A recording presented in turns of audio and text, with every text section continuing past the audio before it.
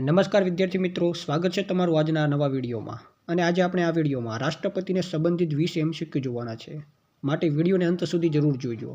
અને જો તમે આ ચેનલ ઉપર નવા આવતા હોય તો ચેનલને સબસ્ક્રાઇબ કરવાનું પણ ભૂલશો નહીં, જેથી જ આવા શિક્ષણને લગતા તમામ વિડીયો તમને આ ચેનલ ઉપરથી મળતા રહેવાના છે. તો હાલો અમે શરૂ કરીએ વિડીયોને. પહેલો પ્રશ્ન, ભારતના રાષ્ટ્રપતિનો ઉલ્લેખ બંધારણના કયા અનુચ્છેદમાં છે? તો મિત્રો જો આ 4 ઓપ્શન આપેલા છે અને આમાંથી ઓપ્શન બી જવાબ સાચો થશે, એટલે કે અનુચ્છેદ 52માં રાષ્ટ્રપતિનો ઉલ્લેખ છે.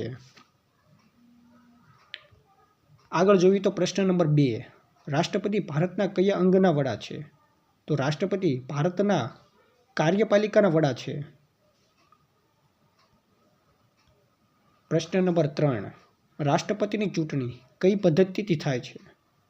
તો ઓપ્શન બી પ્રમાણ પ્રતિનિધિત્વ અને એકલ ટ્રાન્સફરેબલ મત દ્વારા રાષ્ટ્રપતિની ચૂંટણી થાય છે.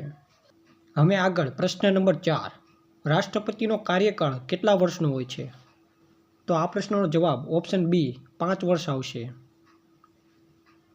પ્રશ્ન નંબર 5, રાષ્ટ્રપતિ બનવા માટે નીચી ઉંમર કેટલી હોવી જોઈએ? એટલે કે રાષ્ટ્રપતિ બનવા માટે ઓછામાં ઓછી ઉંમર કેટલી હોવી જોઈએ? તો આ પ્રશ્નનો જવાબ ઓપ્શન સી 35 વર્ષ આવશે. પ્રશ્ન નંબર 6, રાષ્ટ્રપતિને શપથ કોણ લેવડાવે છે? તો મુખ્ય ન્યાયાધીશ, એટલે કે સુપ્રીમ કોર્ટના ન્યાયાધીશ. ઓપ્શન સી જવાબ સાચો થશે. પ્રશ્ન નંબર 7, રાષ્ટ્રપતિ પોતાના રાજીનામું કોને આપે છે? તો રાષ્ટ્રપતિ પોતાનું રાજીનામું ઉપરાષ્ટ્રપતિને આપે છે. પ્રશ્ન નંબર 8, રાષ્ટ્રપતિના મહાભિયોગની પ્રક્રિયા કયા અનુચ્છેદમાં છે? તો અનુચ્છેદ 61. ઓપ્શન બી જવાબ આવશે સાચો. પ્રશ્ન નંબર 9, રાષ્ટ્રપતિને મહાભિયોગ દ્વારા કોણ હટાવી શકે? તો સંસદના બંને ગૃહ, એટલે કે લોકસભા અને રાજ્યસભા બંને, એટલે ઓપ્શન સી જવાબ સાચો થશે. પ્રશ્ન નંબર 10, રાષ્ટ્રપતિ ભારતના સશસ્ત્ર દળોના શું છે? તો સર્વોચ્ચ કમાન્ડર. ઓપ્શન બી જવાબ સાચો થશે. પ્રશ્ન નંબર 11, રાષ્ટ્રપતિ સંસદનું સત્ર બોલાવી શકે છે. આ શક્તિ કઈ છે? તો આને રાષ્ટ્રપતિની વિધાન શક્તિ કહેવાય છે. ઓપ્શન બી જવાબ સાચો થશે.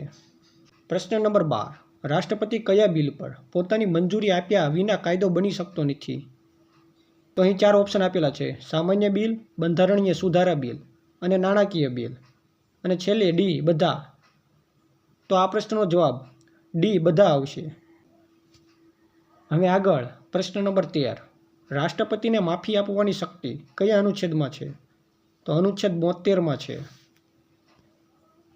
પ્રશ્ન નંબર 14, રાષ્ટ્રપતિ દ્વારા જાહેર કરાતી રાષ્ટ્રીય આપતકાલીન સ્થિતિ કયા અનુચ્છેદ હેઠળ છે?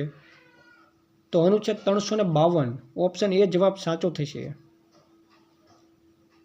પ્રશ્ન નંબર 15, રાષ્ટ્રપતિ રાજ્યમાં રાજ્યપાલની નિમણૂક કરે છે.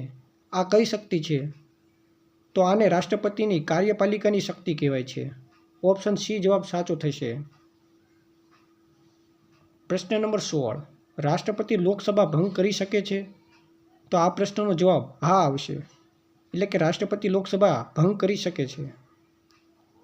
પ્રશ્ન નંબર 17, રાષ્ટ્રપતિનો પગાર કોણ નક્કી કરે છે? તો રાષ્ટ્રપતિનો પગાર સંસદ નક્કી કરે છે. ઓપ્શન બી જવાબ સાચો થશે. પ્રશ્ન નંબર 18, રાષ્ટ્રપતિની ગેરહાજરીમાં કોણ કાર્યભાર સંભાળે? તો ઉપરાષ્ટ્રપતિ સંભાળે. પ્રશ્ન નંબર 19, રાષ્ટ્રપતિને સલાહ આપતી મંત્રી પરિષદના વડા કોણ છે? તો વડાપ્રધાન હોય છે. ઓપ્શન બી જવાબ સાચો થશે. અને છેલ્લે પ્રશ્ન નંબર 20, ભારતના પ્રથમ રાષ્ટ્રપતિ કોણ હતા? તો doctor Rajendra Prasad. Option A જવાબ સાચો થશે. તો હવે મિત્રો, જો આ વિડીયો તમને પસંદ આવ્યો હોય તો વિડીયોના લાઇક જરૂરથી કરી દેજો અને સાથે તમારા મિત્રો સાથે શેર પણ જરૂરથી કરી દેજો.